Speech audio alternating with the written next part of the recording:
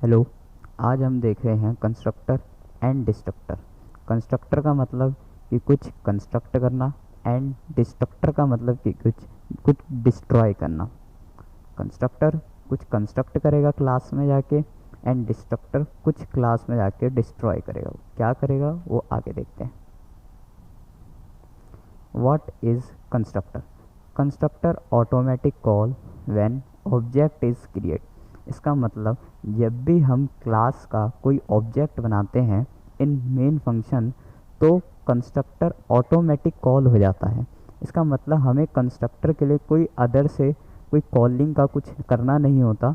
हमें सिर्फ simply object बनाते हैं, जैसे हम सिंपली बनाते आ रहे हैं क्लास का ऑब्जेक्ट, वैसे हमने बनाना है और ऑटोमेटिक कंस्ट्रक्टर कॉल हो जाएगा। कंस्ट्रक्टर पहले भी क्रिएट होता था, अभी इससे प्रीवियस वीडियो में भी कंस्ट्रक्टर बनता था, लेकिन वो हम खुद नहीं बनाते थे, वो हमारा कंपाइलर खुद बनाता था ताकि वो उस पर कुछ मैनिपुलेट करके हमें आउटपुट दे सके। बट आज हम सीखेंगे कि हम खुद से कैसे कंस्ट्रक्टर बना सकते हैं और उसको कैसे अपने यूज़ में ला सकते हैं। तो constructor name and class are both same.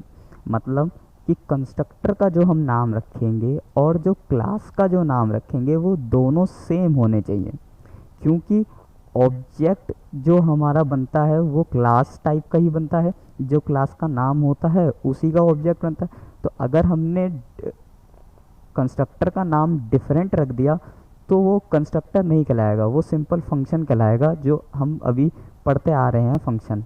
But constructor function नहीं है, फंक्शन का एक टाइप है।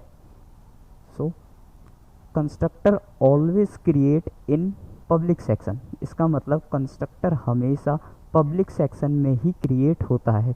क्यों? क्योंकि अभी इससे हमने प्रीवियस वीडियो में एनकैप्सुलेशन के बारे में पढ़ा। उसमें हमें बताया गया कि क्या क्या प्राइवेट होता है, क्या पब्लिक होता है, क्या प्रोटेक्टेड होता है। प्राइवेट और प्रोटेक्टेड को हम out of the class access नहीं कर सकते, और पब्लिक मेंबर को हम out of the class access कर सकते हैं। और कंस्ट्रक्टर हमें आउट ऑफ द क्लास ही एक्सेस करवाना होता है, इसलिए हम इसको हमेशा पब्लिक सेक्शन में ही क्रिएट करते हैं। There are 4 types of constructor: default constructor, parameterized constructor, copy constructor and constructor overloading.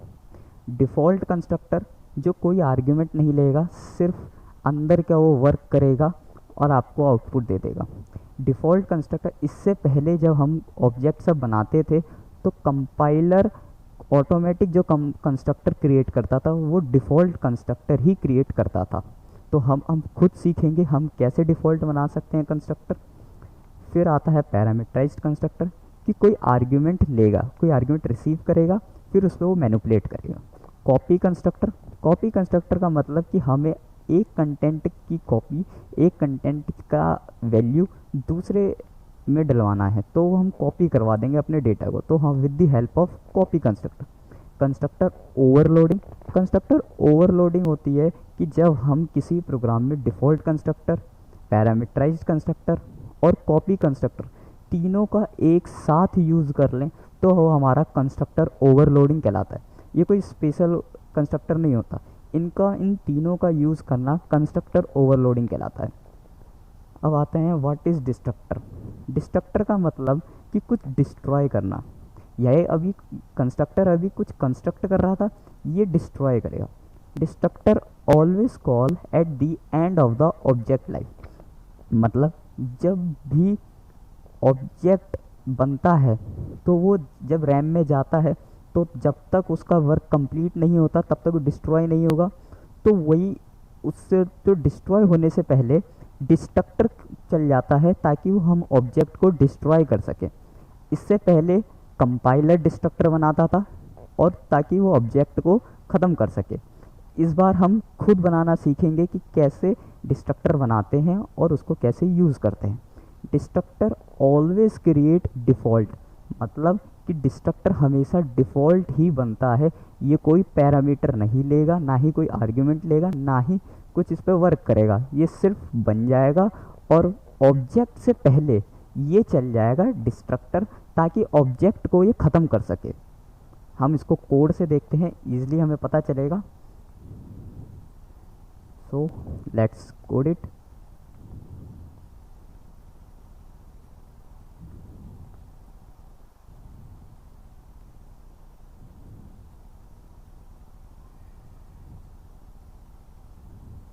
और ये अब हम अपने एडिटर पे आ चुके हैं।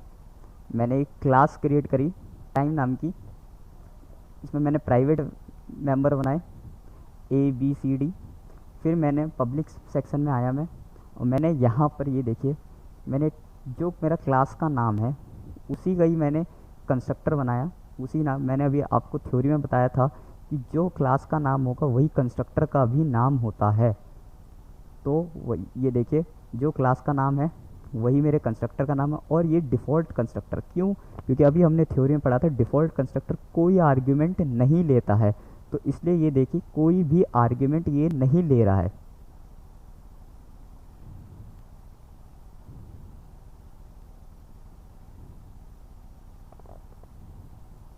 कोई भी आर्ग्यूमेंट ये नहीं ले रहा है, क्योंकि इसके आप देख लीजिए पैरेंथेसिस ब्लैंक है। मैंने इसके अंदर सी आउट की स्टेटमेंट लगा दी, hello I am a default constructor and ender. ठीक, फिर हम अगला आते हैं पैरामीटराइज्ड कंस्ट्रक्टर पे, कि पैरामीटराइज्ड कंस्ट्रक्टर क्या होता है। इसको भी मैंने पब्लिक सेक्शन में बनाया। जो क्लास का नाम है वही नाम रखेंगे। और अभी हमने पैरामीटराइज्ड कंस्ट्रक्टर में पढ़ा था कि ये कोई आर्ग्यूमेंट लेता है। ये भी दो टाइप के होते हैं, या तो सिंगल आर्ग्यूमेंट लेगा या सिंगल से ज़्यादा, मतलब या तो एक आर्ग्यूमेंट लेगा कोई पैरामीटराइज्ड कंस्ट्रक्टर, या एक से ज़्यादा। तो मैंने दो पैरामीटर ले रहा है, दो आर्ग्यूमेंट ले रहा है ये हमसे। मैंने दो का बना रखा है, आप एक का भी बना सकते हो, तीन का भी, किसी का भी। तो ये एक्स और वाई इसके वेरिएबल हुए जो आर्ग्यूमेंट लेंगे, जो वैल्यू लेंगे, और वो मैंने जो मैंने प्राइवेट में ABCD वेरिएबल बना रखे हैं उसमें मैं डाटा स्टोर करा दूँगा। तो मैंने ये देखिए A में डाल दिया x को, और या एंड B में डाल दिया y को, और फिर मैंने एक अंदर C out statement, hello I am a parameterized constructor. ये क्यों लगाया मैंने सी आउट स्टेटमेंट? ये मैं इसलिए चेक करवाने के लिए कि क्या मेरा कंस्ट्रक्टर चल भी रहा है। तो अगर मेरा कंस्ट्रक्टर चलेगा तो मेरी ये स्टेटमेंट प्रिंट हो जाएगी विद प्रूफ के लिए कि यस, कि मेरा कंस्ट्रक्टर काम कर रहा है। अब हम आते हैं अगले पे, कॉपी कंस्ट्रक्टर। कॉपी कंस्ट्रक्टर, इसमें भी हमें वही कंस्ट्रक्टर जो क्लास का नाम है वही कंस्ट्रक्टर का भी नाम रखना होगा। ये जो कॉपी कंस्ट्रक्टर है ये सिंपल आप ऐसे नहीं बना सकते कि मैंने इंट टाइप का मेरा डेटा आ रहा है और मैंने इंट टाइप का डेटा टाइप क्रिएट करके और मैं ऑब्जेक्ट बना दूंगा। नहीं, आपको उसी जो क्लास का नाम है आपको वही डेटा टाइप रखना है, एंड उसका मैंने एक वेरिएबल बनाया बाय एड्रेस। C++ में आपको बाय एड्रेस वेरिएबल क्रिएट करने की मंजूरी मिलती है, बट इन C लैंग्वेज आपको नहीं मिलती, इन C++ आपको मिलती है। तो मैंने क्या करा, जो मेरा क्लास का नाम है उसी का ही मैंने एक वेरिएबल, उसी टाइप का मैंने एक वेरिएबल बना दिया, ताकि जो मेन फंक्शन से आर्ग्यूमेंट आएगा बाय ऑब्जेक्ट वो भी तो इसी टाइप का आएगा, टाइमी नाम का। तो अगर मैंने यहाँ इंटीजर लिख दिया तो क्या होगा, वो डेटा कंपाइलर कहेगा कि आप इसकी टाइप कास्टिंग करवाएं, कि इंटीजर का डेटा कन्वर्ट कराएं इस टाइमी में। बट अगर मैं टाइमी नाम का ही रख दूंगा और टाइमी नाम से ही वो जाएगा डेटा, तो कंपाइलर कुछ एरर नहीं देगा। सो मैंने क्या करा, फिर एड्रेस ऑफ एक्स मैंने करा, फिर मैंने क्या करा x.a। ये x.a मतलब x जो ये मेरा जो वेरिएबल है कॉपी कंस्ट्रक्टर का, यूजिंग डॉट ऑपरेटर आप क्लास के अंदर के वेरिएबल को एक्सेस करवाओगे। जो मैंने x.a रखा है, x.a का मतलब इस a को वो एक्सेस करेगा, आप डायरेक्टली नहीं असाइन कर सकते। जैसे हम हम ऐसे करते थे सिंपली कि c = a, ऐसे हम करते हुए आ रहे हैं हमेशा, ऐसे करते हुए। बट आप कॉपी कंस्ट्रक्टर में ऐसा नहीं कर सकते, कंपाइलर आपको एरर दे देगा कि आप ऐसा नहीं कर सकते। इसलिए आपको यूजिंग डॉट ऑपरेटर आपको उन वेरिएबल को एक्सेस करना है जिसमें आपका डेटा पड़ा हुआ है, और वो वेरिएबल आपको असाइनमेंट ऑपरेटर के साइड रखना है जिसमें आप वैल्यू रखवाना चाहते हो। तो मैंने ऐसे ही कर दिया, मैंने यहाँ 4 वेरिएबल बनाए थे, तो AB में मेरे आर्ग्यूमेंट मैंने पैरामीटराइज्ड कंस्ट्रक्टर से AB में मैंने डलवा दिए थे, और CD में मैंने इसलिए बनाया था क्योंकि मैं कॉपी कंस्ट्रक्टर में अपना डेटा कॉपी करवा सकूं। तो इसलिए मैंने CD में मैंने डलवा दिया x.a करके, फिर x.b करके, और फिर मैंने सी आउट स्टेटमेंट लगा दी कॉपी वैल्यू, ताकि मेरे को पता चल जाए जब इस कंस्ट्रक्टर की चलने की बारी आएगी तो ये सी आउट स्टेटमेंट भी प्रिंट हो जाएगी।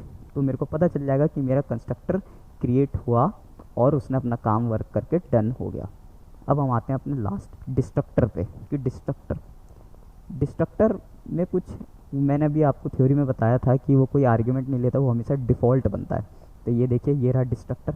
ध्यान रखें, डिस्ट्रक्टर हमेशा इस ऑपरेटर से बनता है।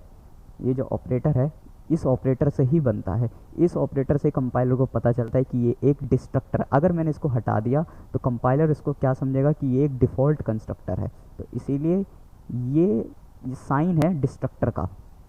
फिर मैंने इसके अंदर सिर्फ स्टेटमेंट लगा दी, hello I am a destructor. फिर हम आते हैं अपने मेन फंक्शन पे। मैं मेन फंक्शन पे आ गया। मैंने जो, जैसे हम ऑब्जेक्ट बनाते हैं वैसे हम ऑब्जेक्ट बनाएंगे कि मैंने क्लास का नाम लिखा। ये सबसे पहला ऑब्जेक्ट मैंने बनाया, टी ऑब्जेक्ट। ये क्या कर रहा है, ये डिफ़ॉल्ट कंस्ट्रक्टर को पॉइंट कर रहा है, क्योंकि डिफ़ॉल्ट कंस्ट्रक्टर कोई आर्ग्यूमेंट नहीं ले रहा। डिफ़ॉल्ट कंस्ट्रक्टर कोई आर्ग्यूमेंट नहीं ले रहा है, तो इसीलिए ये जो टी ऑब्जेक्ट है ये आपका डिफ़ॉल्ट कंस्ट्रक्टर को पॉइंट कर रहा है। ये T2 जो ऑब्जेक्ट है ये आपका पैरामीटराइज्ड कंस्ट्रक्टर को पॉइंट कर रहा है। क्यों? क्योंकि पैरामीटराइज्ड कंस्ट्रक्टर में आर्ग्यूमेंट जा रहे हैं, 2 आर्ग्यूमेंट, इसलिए मैंने 2 और 4 भेज दिया। और ये T3 ऑब्जेक्ट ये आपका कॉपी कंस्ट्रक्टर को पॉइंट कर रहा है, T3 ऑब्जेक्ट। और मैं इसमें क्या कर रहा हूँ, ये कॉपी करेगा, तो मैंने क्या कहा, T3 ऑब्जेक्ट में जब ये आर्ग्यूमेंट लेके जाएगा, इसमें मैंने अपना T2 ऑब्जेक्ट भेज दिया। T2 ऑब्जेक्ट भेज दिया तो इसमें मेरे 2 और 4 चले गए यहाँ पे। बट रिसीव करने के लिए एक ही बंदा है, एक ही वेरिएबल है जो रिसीव कर रहा है। लेकिन तब भी आप ऐसे भेज सकते हो, क्योंकि इसके अंदर 2 वैल्यू पड़ी है, ये 2 वैल्यू नहीं है। तो इसलिए आप बिना किसी एरर के आप आर्ग्यूमेंट में भेज सकते हो ऐसा।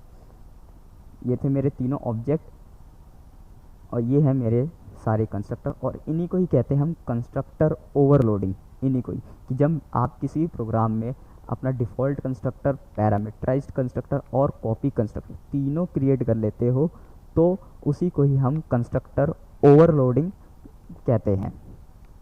इससे पहले कंपाइलर आपका डिफ़ॉल्ट कंस्ट्रक्टर क्रिएट करता था ऑटोमेटिक। ये जो है डिफ़ॉल्ट कंस्ट्रक्टर जो अभी हमने खुद बनाया है, कभी कंपाइलर ये खुद बनाता था और हमारा वर्क डन करके हमें दे देता था। बट अब भी कंपाइलर डिफ़ॉल्ट कंस्ट्रक्टर बनाएगा, लेकिन वो हमारे वाले कंस्ट्रक्टर को ही यूज़ करेगा। क्यों? क्योंकि हमने यहाँ बना दिया है डिफ़ॉल्ट कंस्ट्रक्टर, इसलिए कंपाइलर इसको यूज़ करेगा और फिर हमारा वर्क डन करके हमें दे देगा। और ऐसे ही डिस्ट्रक्टर की बारी जब आती है, डिस्ट्रक्टर खुद ऑटोमेटिक कंपाइलर बनाता है। सेम डिस्ट्रक्टर, सेम जैसे अभी हमने ऐसा बना रखा है, कंपाइलर भी खुद ही ये ऐसा ही डिस्ट्रक्टर बनाएगा। बट क्या करेगा, जब हमने बना दिया है तो कंपाइलर इसी डिस्ट्रक्टर को यूज़ कर लेगा और अपनी ऑब्जेक्ट की लाइफ जब उसकी एंड होने लगेगी उससे पहले ये चल जाएगा और हमें ये प्रिंट होता हुआ दिख जाएगा, hello I am a destructor. अब हम आते हैं आउटपुट पे। मैं इस कोड को पहले ही कंपाइल कर चुका हूँ, अब सीधा हम अपने आउटपुट पे आते हैं।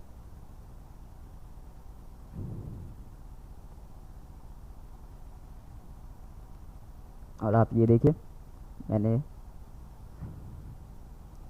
सबसे पहले hello I am a default constructor, आप यहाँ देख सकते हैं I am a default constructor. पहले मैंने डिफ़ॉल्ट कंस्ट्रक्टर क्रिएट करा था, इसलिए मैंने उसमें सी आउट स्टेटमेंट लगा रखी है hello I am a default constructor, तो वो प्रिंट हुआ।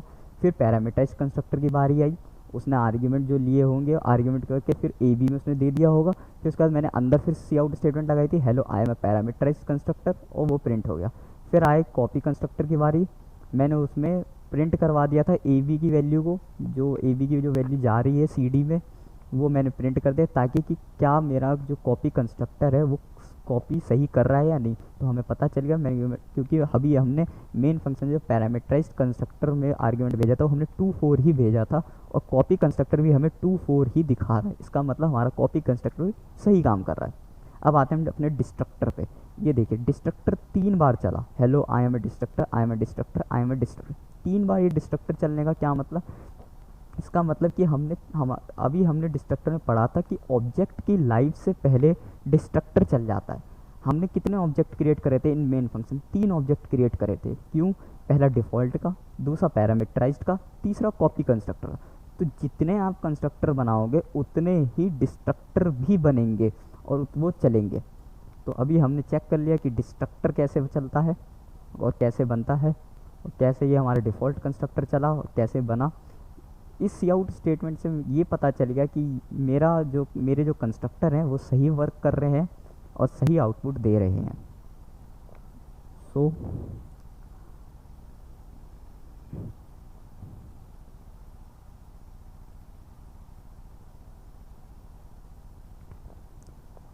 आई होप आपको अच्छा लगा होगा। Thank you for watching.